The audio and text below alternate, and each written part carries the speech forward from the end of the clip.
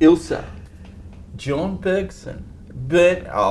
Actually, I do prefer the young birch tree. That's right. That's my ethnic. The origin. The translation. Okay, that's cool. We'll work with Elsa. Welcome to Business Insider and Fortunity's boardroom. PowerMind, you've been working with, building, founding and creating since 2001. Yes. Still had a proper job in nurse training at that stage too, I think, did you? I did, yes. Which is the great platform for your business. So tell us a bit about the history, nursing, education, and it just grew from there. Yes, my background in primary school teaching, long career in nursing, and then an incident of workplace bullying made me curious. Why do people behave brilliantly and why do they behave badly? And that set me on the trajectory of the first book, Daniel Goleman, Emotional Intelligence, and there I saw the capacities of what human brains have for us, and that's just expanded my curiosity and exploring the techniques that can support anyone to create the life by design rather than default. Yeah, and continuing study on your part and the neuro-linguistics and that whole area. What would you describe as your business right now? My business is, it's a leadership coaching practice, both personal and professional, because it's aligned with one. We're not either or, we're both.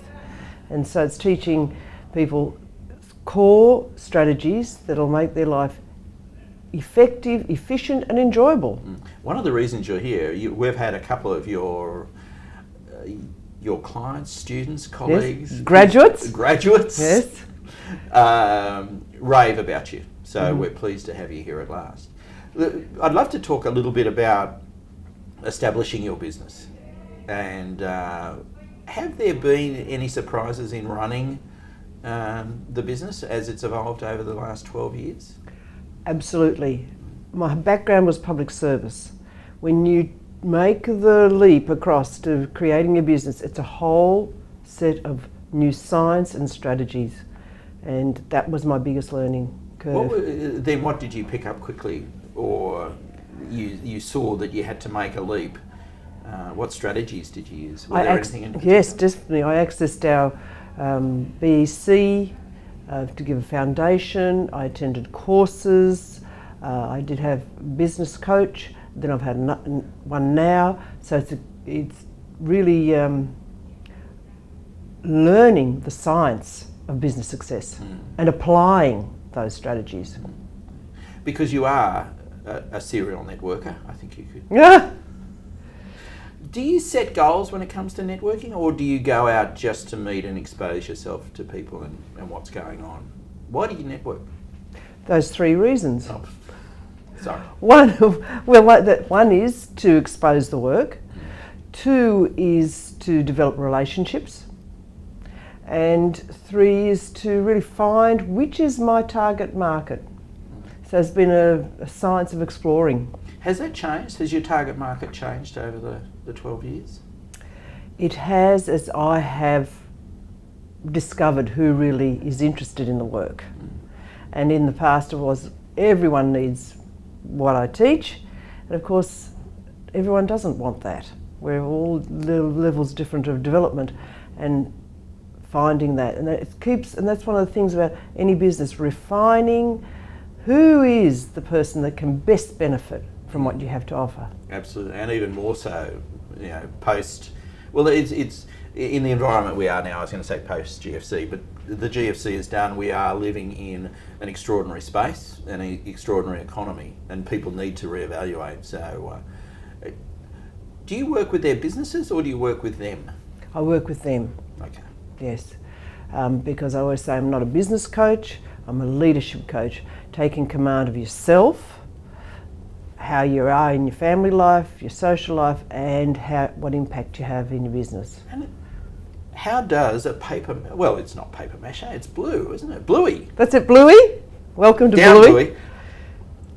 Where does he fit in this? Well, my passion, as you know, is about harnessing capacities of your brains. And our brain is just like a faithful cattle dog. And if we remember that we need to care for that dog for it to give us the best service, and also to remember that our brain is a goal-seeking organ. So it's like Bluey here. You throw a stick and it'll go for it. It may miss the target, it'll come back, but it'll go again, or you throw the ball. And that's what our brain is. If we focus on what we want, whether it's for good or mischief, that's what it will find it. And in business, it's imperative that we are optimistic, solution-focused, looking beyond GFCs, saying, well, where is the opportunity? Because there's an abundance. We just have to look for people, situations to support us. Abundance is a word we don't say often enough. I'm a fan of that word. I like it. When we look, your target market is national now, isn't it? Yes. I've caught up with you coming out of Adelaide and Brisbane and things like that. How do you find your clients, or do they find you? It's both. I have the opportunity to expose my work through seminars, my 1-day and 2-day workshops, and people then get to see what our work is, how it's different from other coaching models, how it has a wider science to a lot of the coaching models, and how practical it is. You apply the principles and you get results which are sustainable. That's my core values drive my practice, which is about what you learn you can transfer to others. We have an extraordinary group working with Dr. Anton Chris now, innovators, champions in innovation. I think they would share your passion for the opportunities that are around. Do you get involved with that sort of thing, or would you be available for participation in that sort of area? Because we all need, as Bluey has his eyes pointing to the opportunities, we all sometimes need to have that refreshed. So, do you work in that space, working with other innovators? Not formally, and certainly there's, and that's how I see the paradigm shift that is happening, that we've been very left brain dominant and mechanistic, and shifting to that creativity and what the right brain can do for us. Because Einstein actually said imagination is more important than knowledge. Now why is that? If we imagine something with the right brain, the left brain will find the answer. And so we have honoured the left brain, and now we're starting to shift. And it's great with the business incubator that they've employed the creative director, and they're looking at that field. I think that's fantastic for the coast, because that's where the shift is. Fresh ideas. We need to foster and nurture how to activate that brain. It's very easy. Is PowerMind just you? Am I talking to PowerMind, or do you have other bits and pieces and people behind you? Well, it is a team approach. Right. My partner, Carolyn Hasty, she's infused a lot of the science and the knowledge that underpins the course. I have assistant coaches that are developing, because that's my vision, to get this work out as far as possible. I have the alumni, our community, who are out there doing the work and being fields of influence, and also have clerical support. So it is a network of people who are out there doing and receiving the results. If we look out 12 months, 2 years, what will PowerMind be doing then? Will it be more of the same and just more of it, or are there new things? My vision is to have regional pods in Brisbane, it's emerging, Adelaide and Melbourne, and from there to develop those community of coaches that work in their various fields of practice, because the principles are generic. You can apply them professionally or in business or in family life. That's cool. That's cool. We get close to the end and we say, okay, Ilse, I don't think you would have a rant, wouldn't you? You would have something that you would like to be addressed in business right now, either here on the coast or at a national level. What would you like to see change in business? Merkin had a saying, for every complex problem, there's a simple solution, and it's wrong. So, you're battling against that. So I've got these cards, you see, and of course I haven't got time to go through every one, but it all is related about the brain capacities and what we're offering. So choose one and we'll you know the rules. If you make me cry, we'll have it cut out. All right. Thank you. There you go. Have I got one? I've got one. What was this one? Legacy focus. Legacy focus, thank you. I think to shift our personal, business and professional life beyond us. It's very much a me generation to think about the future. What impact is my action happening in the future? What are we leaving behind for others to inherit?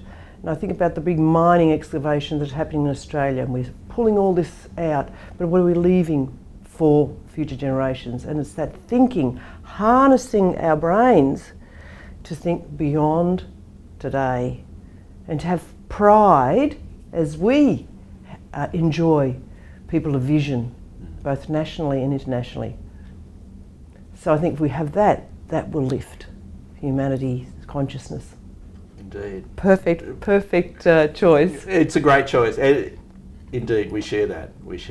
Ilse, 2 or 3 things that have helped you build this business? Absolutely. Yeah. I'll just use the board for the visual people of our audience that appreciate pictures and You're talking to one. Yep. So, and it's interesting how the brain loves threes. Mm-hmm. The threes, just that hard wiring. And I think the first one is this one, is to have a vision of what I've wanted to create. And that, of course, is coupled with strategy. How it's without strategy and action, this is not going to manifest. So I've been working on this, and as I said, working on what are the business strategies. So vision's number 1. Number 2 is this self-belief that I can achieve it and I can do it. It's about persistence. It's about resilience. You know, we bounce down, but it's the willingness to step up. What do I learn and keep going? So belief in myself, persistence, resilience, constantly learning. When we look, I love the persistence and resilience, because people say no, you can't do stuff all the time. And is that what that resilience is about? Is it just is it knowing who to listen to, or when to listen, I guess? Is that what resilience is? Resilience is our capacity to, when we fall down, make a mistake, go down the wrong corner, say, well, what did I learn from this? Rather than dig in and saying, I'm a failure. Yeah. Yep. And the third is, it's about we're social critters, and we need a team. Mm-hmm. And that team can be people we access for expertise, your family environment, your friends, your community of business people that infuse this, that's the energy, like this. Yeah. I think I explained, I almost failed Psychology 101 at university. So, but this is an area that suffers when we get stressed, isn't it? We tend to withdraw. Well, they both get affected, and this whole thing, and how stress is an interesting concept. What is stress? It can be stress that propels you forward, or it can be stress that implodes. Yes. So we need a level of stress, but how we interpret it, and how long it is, because certainly the cascade of stress on our cellular impact's huge. Indeed. Ilse, thank you. I'll take this and work on it myself. Thank you. Thank you.